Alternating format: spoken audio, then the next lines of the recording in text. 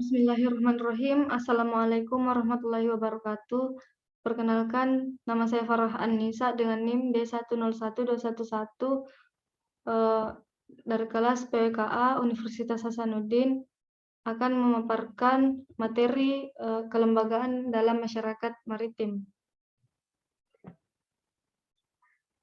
Seperti yang kita ketahui, kebudayaan kita membawa dampak juga pada budaya maritim, seperti kerajaan-kerajaan pada masa lampau dan lain sebagainya. Banyak kebijakan yang dimiliki Indonesia berdasarkan masa lampau yang dulunya memiliki kejayaan yang tinggi. Setiap masyarakat memiliki kelembagaan masing-masing, seperti halnya masyarakat perkotaan memiliki perbedaan dengan kelembagaan masyarakat pedesaan. Masyarakat perkotaan lebih cenderung ke individualistik, tertutup, dan bergantung pada aktivitas ekonomi, sedangkan masyarakat pedesaan lebih ke paguyuban atau gotong royong dan berbaur sesama tetangganya. Konsep kelembagaan yang disamakan sebagai peranata banyak digunakan dalam studi sosiologi. Kelembagaan sama pengertiannya dengan institusi atau institution dalam bahasa Inggris, yang dalam studi antropologi sosial budaya digunakan konsep unsur-unsur kebudayaan. Kelembagaan atau peranata dipahami sebagai kesatuan dari unsur-unsur organisasi, norma atau aturan, dan bidang-bidang kegiatan tertentu diwadahi dan diaturnya dalam suatu masyarakat atau segmen-segmen masyarakat. Jadi, pengertian dari kelembagaan adalah suatu sistem sosial yang melakukan usaha untuk mencapai tujuan tertentu yang memfokuskan pada perilaku dengan nilai, norma, dan aturan yang mengikutinya, serta memiliki bentuk dan area aktivitas tempat berlangsungnya. Indonesia sebagai negara maritim memiliki pantai terpanjang di dunia dengan garis pantai lebih dari 81.000 km. Dan dari 67.439 desa di Indonesia, kurang lebih 9.261-nya dikategorikan sebagai desa pesisir 1. Masyarakat pesisir yang terdiri dari nelayan, pembudidaya ikan, pengolah, dan pedagang hasil laut, serta masyarakat lainnya di mana kehidupan sosial ekonominya tergantung pada sumber daya laut, merupakan segmen anak bangsa yang umumnya masih tergolong miskin. Terdapat 4 kelembagaan tradisional yang bertahan dalam kebanyakan kelompok etnis di dunia, termasuk masyarakat maritim, yaitu pertama, kelembagaan ekonomi atau economic institution. Kelembagaan ini bertahan dalam konteks bagaimana prinsip atau aturan diatur dalam kelembagaan lokal. Kedua, ada kelembagaan kekerabatan atau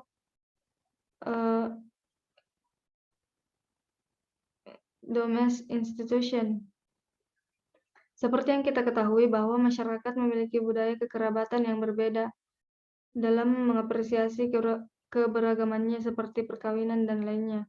Yang ketiga ada kelembagaan agama dan kepercayaan atau religion institution, di mana masyarakat memiliki tingkat religius yang tinggi karena akan menghadapi laut yang tidak diketahui apa yang akan terjadi di dalamnya.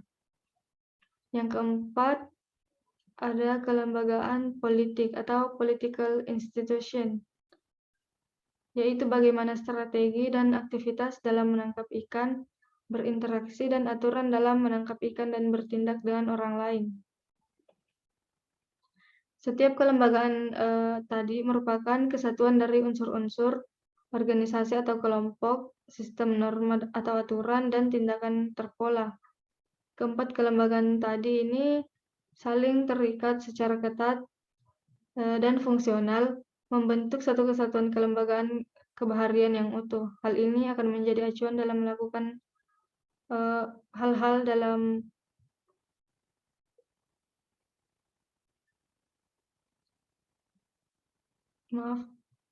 selanjutnya Saya akan menjelaskan khususnya kelembagaan ekonomi. Adapun komponen organisasi produksi yaitu ships, kapten, dan kru atau community nelayan dan pelayar dalam bahasa Inggris. Kedua, shipper remaining dalam bahasa Belanda, juragan dan pandega dalam bahasa Jawa, tanase dan wasanae dalam bahasa Maluku, dan penggawa dan sawi dalam bahasa Bugis dan Makassar. Norma atau aturan ekonomi. Yang pertama yaitu hak dan kewajiban. Yang kedua, tata cara berproduksi, distribusi, dan konsumsi. Ketiga, tata cara pengkreditan. 4, aturan bagi hasil. 5, aturan pinjam-meminjam, tolong-menolong dalam kelompok. Dan terakhir, kekompakan, kerajinan, kepatuhan, kedisiplinan, loyalitas, dan kerukunan, tanggung jawab, dan saling percaya. Masing-masing peran memiliki hak dan kewajiban sesuai peran dan juga pembagian dari hasil kerja yang sudah memiliki aturan. Dalam aturan lainnya, anggota memiliki keterikatan dengan ketuanya. Pengrekrutan ketua atau anggota memiliki kekuatan yang kuat, tidak bisa asal keluar saja karena biasanya memiliki hubungan yang di luar konteks ekonomi. Adapun pola tindakan atau praktik ekonomi terbagi menjadi beberapa, yaitu ada beberapa itu: 1, berangkat dan pulang dari lokasi penangkapan. 2, mengoperasikan berbagai tipe alat-alat tangkap. 3, memperbaiki perahu, mesin, dan alat-alat produksi. 4, mengolah hasil tangkapan. 5, memasarkan hasil tangkapan. 6, membagi hasil tangkapan. Dan yang ke-7, penjatahan dan konsumsi hasil atau pendapatan. Maksudnya di sini para nelayan berangkat dari misal jam 4 sore dan kembali jam 4 pagi, di mana sebelumnya mereka pergi menyiapkan banyak alat dan bahan yang diperlukan untuk menangkap ikan. Alat untuk menangkap ikan juga disesuaikan waktu kapan para nelayan akan mengambil ikan. Untuk pemasaran ada berbagai cara tergantung kemampuan dan produksinya. Selanjutnya ada keterkaitan kelembagaan ekonomi dengan kelembagaan lainnya. Ada 4, yaitu 1, yang pertama, kelembagaan atau peranata ekonomi banyak terarahkan dan dikerahkan dengan peranata atau kelembagaan lainnya sehingga tidak otonom.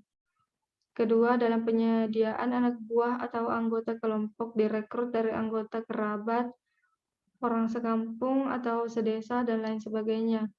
Ketiga, diperlukan sistem kepemimpinan dalam pengelolaan aktivitas atau usaha ekonomi nelayan atau pelayaran. Dan yang terakhir, ada sistem ekonomi seperti distribusi, produksi, dan konsumsi dipengaruhi oleh sistem keyakinan dan ritual keagamaan.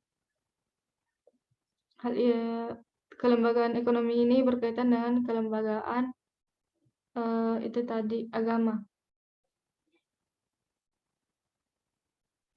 Itu saja yang dapat saya bawakan. Lebih dan kurangnya mohon dimaafkan. Wabillahi taufiq wal hidayah. Wassalamualaikum warahmatullahi wabarakatuh.